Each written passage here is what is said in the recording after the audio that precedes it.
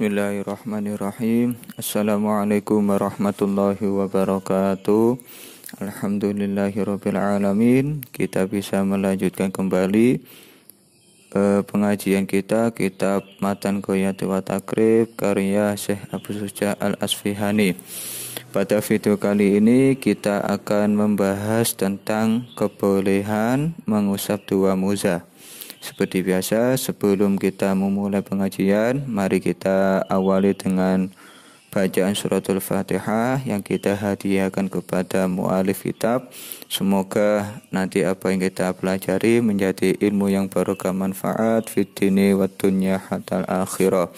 Biridhahi ta'ala wa bisyafaati Rasulillah wa quluna salihah wa khususan ila ruhi mu'alif hadha kitab. Al-Fatihah. Bismillahirrahmanirrahim. Faslun adapun ini ialah fasal. Wal mashu adapun mengusap alal khufaini terhadap dua muza. Itu jaizun diperbolehkan. Jadi untuk mengusap muza ini hanya diperbolehkan untuk wudu saja. Sehingga jika ada seseorang junub sedangkan ia sedang dalam keadaan mengenakan muza, maka ia harus melepaskan muzanya.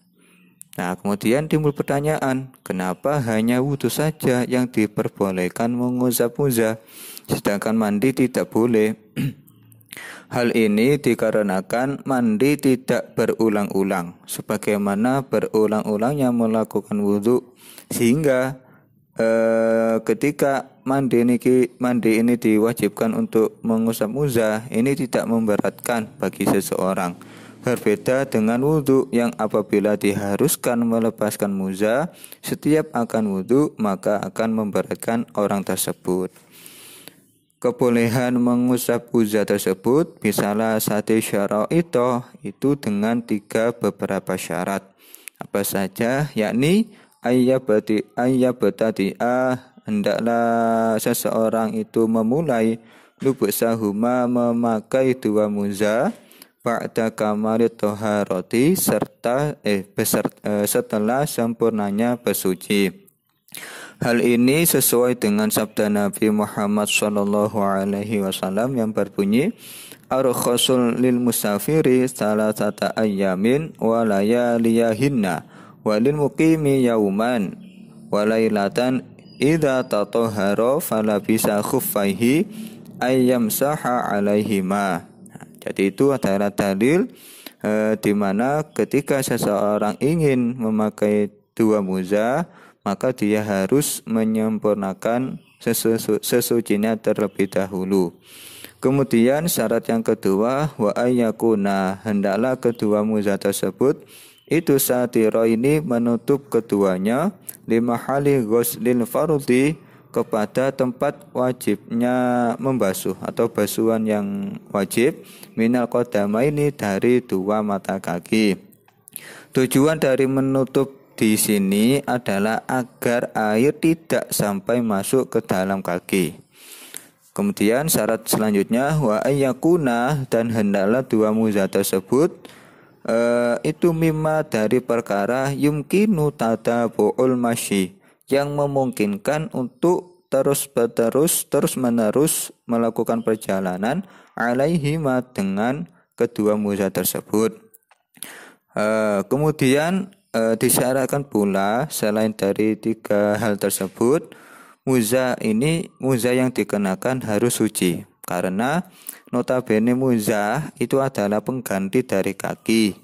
Maka ya wajib kaki juga harus wajib suci. Maka jika digantikan dengan muza, maka muzanya pun juga harus suci. Kemudian wayam sahul mukimu, dan mengusapnya orang yang mukim itu yauman walailatan, sehari semalam. Sehingga kalau sudah lewat sehari semalam, dia harus memulai dalam penggunaan muza itu kembali.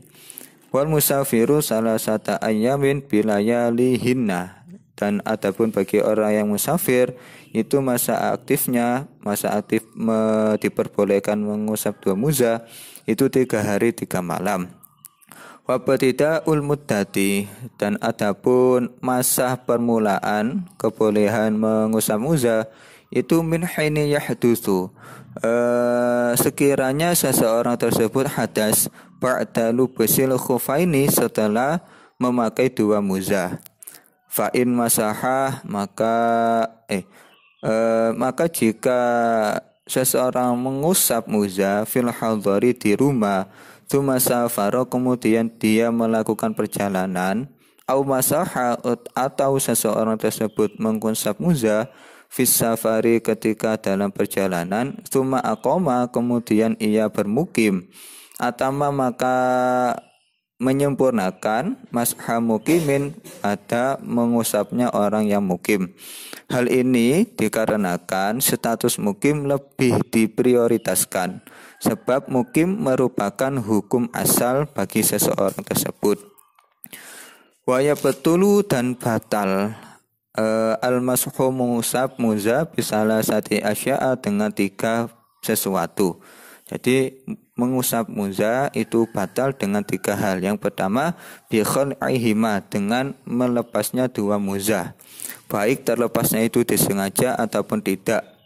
Jadi perlu diketahui bahwa yang menjadi standar batalnya mengusap muza adalah tampaknya bagian yang tertutup oleh muza, sehingga apabila muzanya rusak sehingga terlihat anggota yang harus tertutup oleh muza, maka hukum mengusap muzanya batal. Kemudian yang kedua, waqidha'il muddati, dan habisnya masanya, wa mayujibul ghusla, dan sesuatu yang mewajibkan terhadap mandi. Jadi itu tadi adalah beberapa hal tentang kebolehan mengusap muza, kemudian masa aktifnya mengusap muza, dan hal-hal yang membatalkan mengusap muza. Mungkin hanya sampai di sini video kita kali ini. Mudah-mudahan barokah, manfaat.